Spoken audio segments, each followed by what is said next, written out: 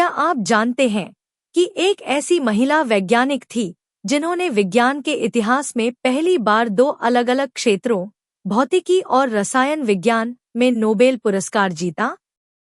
जी हाँ, हम बात कर रहे हैं महान वैज्ञानिक मैडम मैरी क्यूरी की।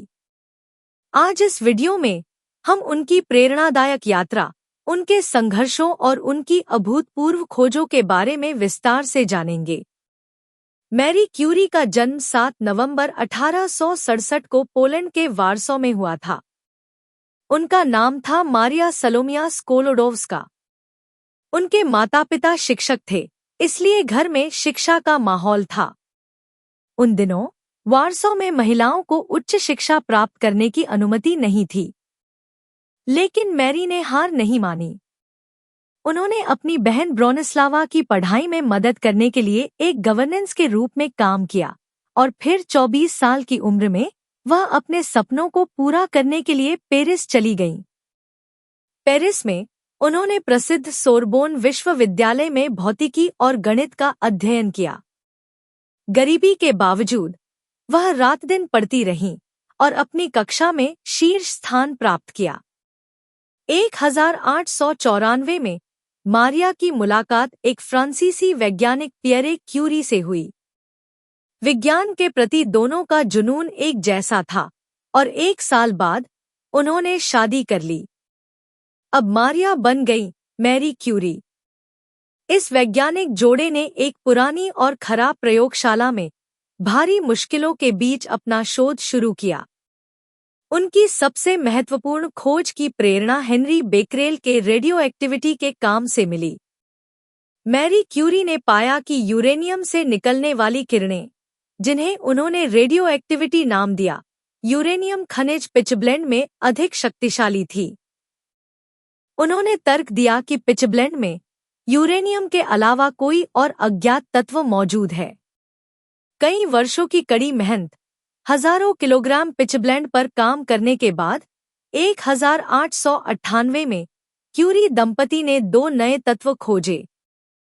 पोलोनियम, जिसका नाम मैरी ने अपने गृह देश पोलैंड के नाम पर रखा। रेडियम, जो रेडियोधर्मिता के कारण तीव्र चमक दिखाता था। यह खोज विज्ञान के लिए एक क्रांति थी, जिसने परमाणु संरचना की हमारी समझ को हमेशा के लिए बदल दिया। 1903 में मैरी और पियरे क्यूरी को भौतिकी के लिए नोबेल पुरस्कार मिला। मैरी क्यूरी नोबेल पुरस्कार जीतने वाली पहली महिला बनी। 1911 में मैरी को रसायन विज्ञान में दूसरा नोबेल पुरस्कार मिला, जिससे वह 2 बार नोबेल जीतने वाली पहली व्यक्ति बनी। पहले विश्व युद्ध के दौरान उन्होंने घायल सैनिकों के इलाज के लिए मोबाइल एक्सरे यूनिट्स, जिन्हें पेटेट क्यूरी कहा जाता था, विकसित करने में महत्वपूर्ण भूमिका निभाई, जिससे अनगिनत जानें बचीं। मैरी क्यूरी का जीवन विज्ञान के प्रति उनके समर्पण और अदम्य साहस की कहानी है। दुर्भाग्य से उनके शोध के दौरान भारी रेडिएशन के संपर्क में आने के कारण 1934 में उनकी मृत्यु हो गई, लेकिन उनकी विरासत आज भी जीवित है।